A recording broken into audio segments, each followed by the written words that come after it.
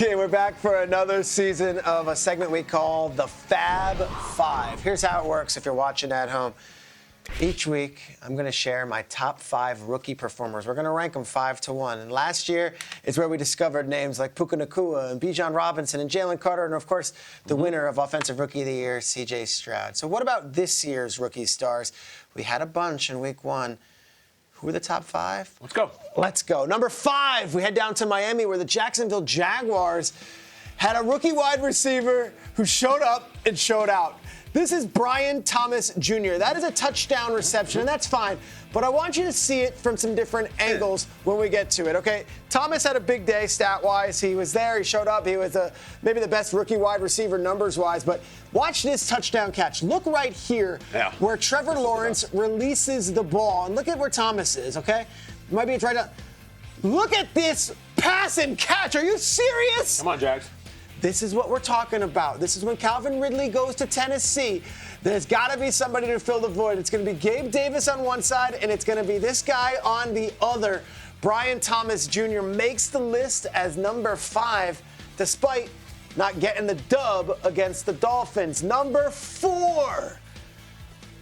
Number 4, we are going to a player who made his NFL debut and did so against the Tampa Bay Buccaneers in a loss. It wasn't even Jayden Daniels had some moments. Jayden Daniels is number 4, and he did it with his legs. Look, I don't know what to make of this Washington Commanders team after 1 week. The defense couldn't stop anything. But Daniels, he had a little dance here and there, and he also was tough. Does this last for 18 weeks? Check this out here. Daniels working on the sideline, tip, gets it. This one here, he's on the goal line. He's looking. He gets his helmet popped off at one point here, and yet he's still fighting. This is one of the toughest young guys you'll see. Now, his build is not huge. No. He is not. I don't know if that lasts for 18 weeks, but Jayden Daniels ran the ball effectively and was making plays. Check this out. Most rushing yards in an NFL debut, week 1 of a rookie season.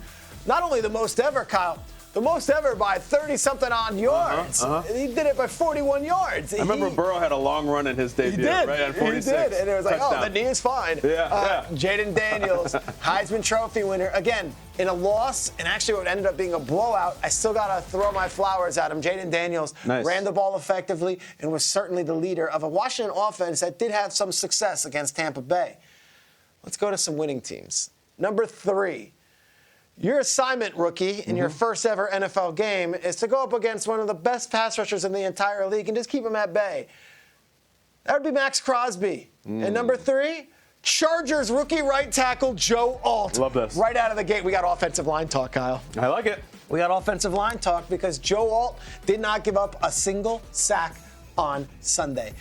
Crosby was silent in this game because Joe Alt had this type of performance in an NFL debut. Joe Alt's like 6'8". Yeah. He's enormous. He's a monster. They drafted him 5th overall. A lot of people were wondering, should they go wide receiver? No, they got that guy. They got Lad McConkey, who's another rookie. They're going to take him in the 2nd round. Joe Alt was fantastic. Right out of the gate. Look, you got Rashawn Slater. You got Joe Alt. You got Justin Herbert. This Chargers offense is shaping up pretty good. Check out this stat here from Next Gen. We love this by AWS. 28 pass blocking snaps, 0 sacks allowed, only 3 pressures allowed. Man. This is a rookie. Joe Alt, we do not neglect the offensive line. Creed Humphrey used to win on this segment all the time. Definitely. Last year, we saw several offensive linemen get love. You are making it in the top 3 for your week 1 performance. But number 2, we're going back down to Tampa Bay. Ladies and gentlemen, let's get to know Bucky Irving. Talk about him. Give the rock to Bucky Irving and let him roll. Bucky Irving had a day, and that Leonard Fournette 7. I loved seeing it. Bucky Irving was a dominant back in this game, running all over the Washington Commanders. Now, Bucky, in a year where you have all this stuff, let's take a look at his stats versus some of the other rookie running backs that played this season, because I was looking at it. None of the other rookie running backs came even close to Bucky Irving's numbers. Check this out. He had 62 rushing yards. Every other rookie running back who touched a football this week combined had 53 yards. Bucky Irving did that thing. Greg Allman with the stat there. But here's the coolest part. He's a rookie. It's his first game. He's in front of his home crowd. Certainly the fans aren't going to be chanting his name. Take a listen to the Fox broadcast here we go. and what we heard in the crowd. Remember, Bucky Irving. Bucky. Take a listen right here.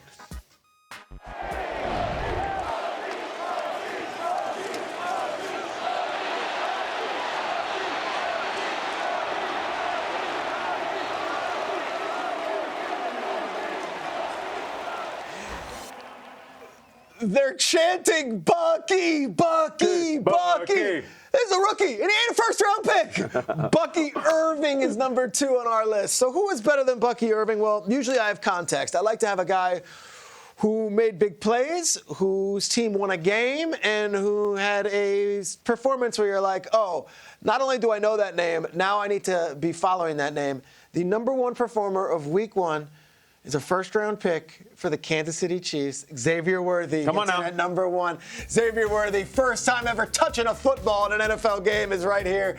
And after a summer's worth of hype and build-up and grainy footage from a fan's camera from training camp, watching him go deep. Shot vertically. This guy was shot out of a cannon. Yeah, he was. Has that touchdown there, and then Marlon Humphrey's a good corner in the league. Gets mixed up with the communication with the safety, and has another one here. This was the game of the week, if you're asking me, and it was the first one we had, and Xavier Worthy was the biggest breakout player. 2 touchdowns in an NFL debut, scaring the life out of 31 defensive coordinators that have to face him this season. The first-round pick out of Texas, the fastest receiver to ever run a 40 that's been recorded at the Combine. Oh, the fastest player that's ever run a 40 at the Combine to have it recorded. I'm going with Xavier Worthy. Here's our list of the Fabulous 5. It is all over the board. If you were to tell me before the season, pick your top 5 rookies in Week 1, well, we've got 4 different first-round picks, so that works. And then we got a running back in Bucky Irving, who I still want to chant, Bucky, Bucky, Bucky. That's the list. Akbar, you were in Los Angeles. You rang the alarm or racked the siren, whatever it was called out there for that Raiders-Chargers game. And as a defensive end, you were probably keeping your eye on Max Crosby. I'm sorry, my friend. Max Crosby was silent. Akbar, your reaction to this Fab Five. And number 3, Joe Alt going up against your boy Crosby, who you did such a great sit-down interview with this summer. Well, I love the fact that you have such a diverse group there, to showcase the rookies. And, of course, having an offensive lineman like tackle Joe Alt there. It was a great, great matchup to see Max Crosby against the first-round pick for the Chargers. And I'll tell you what I love about him. At 6'8", 322 pounds, I just love the way he utilizes his techniques. I mean, he's got quick feet. That's what you need as an offensive lineman. The way he's staying inside of Max Crosby, utilizing the great leverage and balance. As an offensive lineman, this is very hard when you got a guy who can get vertical like a Max Crosby, bend the edge. That is very hard to control.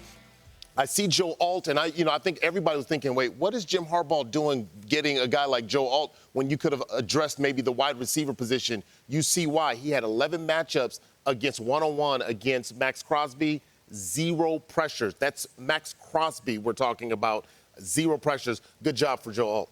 Well, I'm going to say great job for Peter. Oh, my goodness. The list is diverse. The position versatility. The analysis. I played almost 10 years in the National. Yeah, give it hands up. I played almost 10 years in the National Football League, and I don't get that time or that opportunity. I mean, bro, for real, I'm being honest, man. Great job. And I agree with you. I think Xavier Worthy was the top rookie this year. I mean, in Week 1, for him to have the fastest 40 at the Combine, for everybody in the world in the offseason to talk about how it's cheating that you allow Patrick Mahomes and Andy Reid to get this video game guy. And then he goes out and has one of the biggest games in all of the National Football League, Week 1. Takes a reverse all the way for a touchdown, all of that, man. Like, at the end of the day, man, I don't know how the National Football League allows that to happen with the Kansas City Chiefs. But I got to give it up to Peter, man. Great job, man. The list is off the chain, bro. Real talk. Love you, Michael. Mike's a really nice guy. Peter, I'm not clapping for you. I know. You did a fine job. It's like you kind of just at work. You've done better segments. You've done worse segments. I want to say, though, I have a dream now. I just really crystallized for me. Yep. If we get the end of the season and this team is in the playoffs and they have just run the bejesus out of the ball all year and this player has not given up a single sack, can we have an offensive lineman for the Offensive Rookie of the Year? It has never happened in history. I looked it up all the way back. If Joe Alt doesn't give up a sack all year, the Chargers are in the playoffs and they have massive rushing totals. Let's give it to Joe Alt. Okay. 6 quarterbacks drafted, 1 offensive tackle Rookie of the Year. I want it. We're 1 for 1. We've got a long way to go. Check in. Yeah, so every week, the Alt Watch. Let's go. I want an alternative choice. There you go. All right? I like this. Bucky, but how do you M-Rob's calling you out on a technicality, No, Kyle. how do you He's like, monitor how do you quantify this? Well, how Okay, do you- fine. It's Have like true. 50 rushing touchdowns then. How about that? Like he's I walking feel you. on the right side of the field. Yeah, that's what you If do. I think- Herbert's not sacked. Yeah, Okay. if he stops the sack, I'm actually digging this. If he stops the sack, because, you know, linemen don't get love. Don't get me. I get emotional. Or if Greg Roman push him in motion like Trent Williams did in the playoffs that year and actually use him as a Some bulldozer. Penei Now, if they do Sewell. something like that, Yes. Penei Sewell or Yep. something, they do something like that and we score a bunch of touchdowns. Okay, I get that, but He's got Chris Jones in his division as well. So I mean, I think that I have a name for it. All right. So he's in complete control, and he just deletes pass rush. It's called Control Alt Delete. Delete. That's what we're doing, guys. And we just start everything over. Okay. You get your Let's clap. do it. You get your clap. Go Alt, everybody.